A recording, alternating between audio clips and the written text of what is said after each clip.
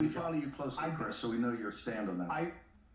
I did not believe in the impeachments only because I thought you couldn't remove him. To me, as a political operation, if you can't remove the guy, the idea of a matter of principle didn't wash with me. Okay, so that's where I am on it. That said, I don't get this. The judges, these are rogue judges. Steve, you got rid of DACA by going to one district court and starting litigation that wound up at the Supreme Court. Same thing with the individual mandate. Same thing with Biden's tuition relief. You use the same system that they're using right now with the Alien and Enemies Act.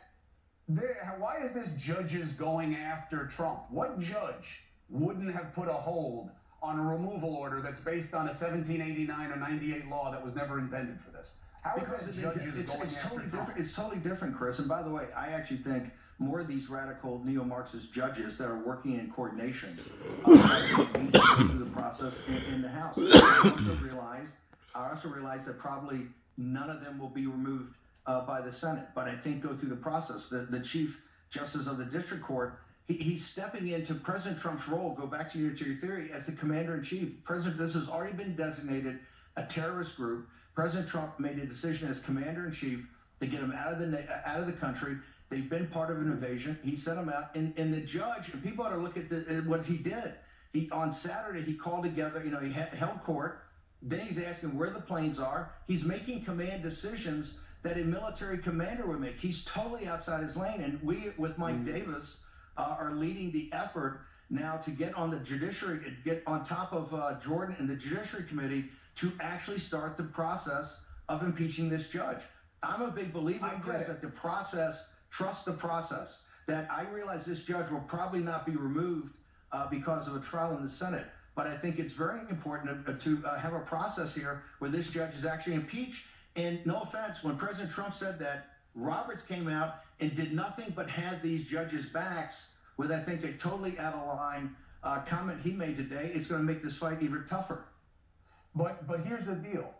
You got to help me reconcile. I get attacking your own government. I get criticizing it. I get it as a fundamental aspect of why the founders architected the First Amendment the way they did, which was redress of government. That was their real concern. You got to be able to go after it so it's not a crown.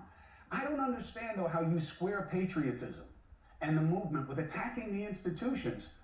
You can litigate it, but this judge, he's not taking a command position. You're assuming that this is an invasion, because that's one of the trigger mechanisms under that 1798 law. But a gang coming in here, just because they're from Venezuela, doesn't mean they are an arm of the government or that this is part of some type of, war act as contemplated by the law. You can argue that. I'm fine with that. But you're assuming it as a matter of fact and that this guy's some kind of traitor. And I don't get how you're a patriot and attacking the institutions gratuitously at the same time. We're not attacking institutions gratuitously. By the way, the institutions of this country, and I think this is the reason the Democrats lost, the American people understand that our institutions have to be either purged or they have to be reformed.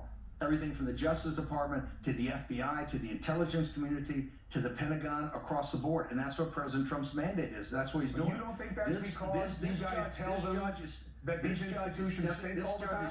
Chris, this judge is stepping in the middle of President Trump's constitutional duty as commander-in-chief. President Trump has made a decision. They're a terrorist group. He's made a decision. They're going to be expelled from the United States. They were on planes to a country that agreed to take them with a prison system. But it's not a military operation. It's not a military operation. It was ICE.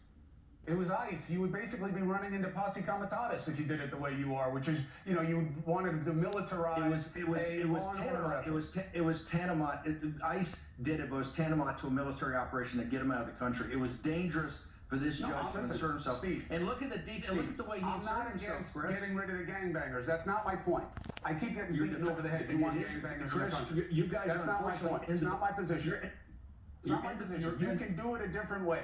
You can do it a different way with due process. This is not a military situation. You need a declaration of war underneath that law to trigger its removal mechanism. That's why you're playing at this being militaristic. But it is. President Trump's belief as commander-in-chief, he's done what he's needed to do in the proclamation to actually expel these invaders. They're dangerous criminals, and now the people defending them are in a horrible position of having to argue their due process rights and everything else. Let them argue and let the American people decide. But President Trump is not going to take these people back, and he's not going to allow a judge. He's not going to allow a judge to step in between him and these decisions that are tantamount to military decisions.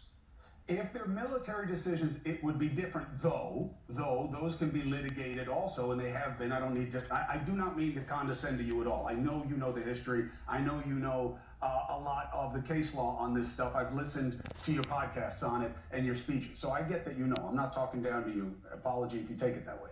What I'm saying is I'm fine with litigating it, like with those other cases that I instructed. Work the system. The way it comes out is the way it comes out. I feel like there's a new wrinkle to MAGA, which is anything that doesn't go our way is corrupt. And anybody who doesn't agree with us is an enemy. And that sounds like some real BS to me, Steve. Chris, I don't think that's the fact at all. I think President Trump's been very straightforward. People have been very upfront of what we're going to do here to basically make sure that the criminal, and particularly the gang criminal elements, that's where the designated terrorist organizations, this has been worked on for a while. So, and we're not accusing people who don't agree with this of being enemies. There are domestic enemies, there's no doubt about that. There's elements of the deep state that are working against the United States, and I think